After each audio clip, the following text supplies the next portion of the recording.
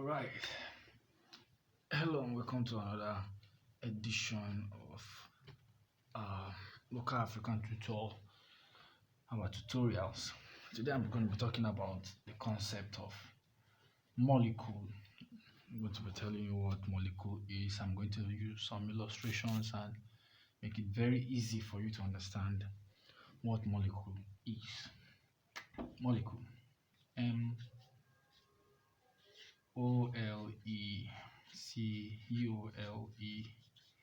Molecule. What's a molecule? A molecule is the smallest unit, the representative smallest unit of a compound. Now, what that simply means is if you have plenty of a compound, piled up or stacked somewhere, if you get the smallest unit, the smallest among this the smallest count. Let me not use big grammar. Let me explain what I mean. This is a bowl and you have lots of a substance in it. Now, all of these particles make up the larger amount of the substance. But if I get one of it, this is the smallest. This can also do what everything here joined together can do. So I call this a molecule. I'm going to be using an example, an illustration. Take for example, you have lots of cars. You have lots of cars parked in a garage, car park. Let's say you have lots of them parked in a garage. Let's say you have up to 1 million of them in a garage. Now, one of these cars is a molecule of the millions of cars.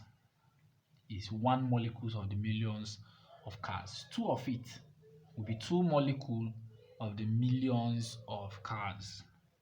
That is simply what it means.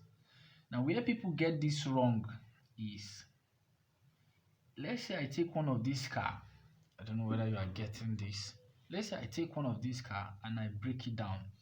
I disintegrate it into, maybe you have the door, you have the wheel, there is steering or something, then you have the tires. Let's say you have the tires. Now, I can't call this door a molecule of these cars because this is just a door. Even though I got it from the car, it cannot do what cars would do. It cannot come and stand as car. It's just a door. It cannot function as car. So I can't call this door a molecule of car, even though it's a part of the car. So a molecule has to be a representative, has to serve, has to be able to do what everything in that place can do before you can boldly say it's a molecule.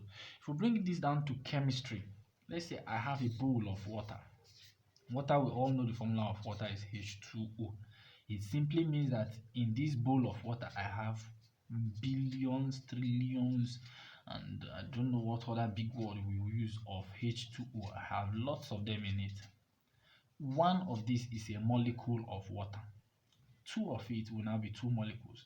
But then again, if I split this into H2 and O separately, I can't say H2 is a molecule of water because this is another compound entirely. It cannot do what water will do except it is combined. So the smallest, just one. In chemistry, just one of, if in fact in chemistry, just know the formula of that compound, of any compound, and imagine you have a lot of it. If it is HCl, let's say HCl. If you get a bowl full of HCl, you know the formula for HCl is HCl. So you get a bowl full of it. One of it is a molecule. Just one of it. That is the simplest representative. If you break that one into H and Cl, it's no longer a molecule again. So I hope we get that simple explanation.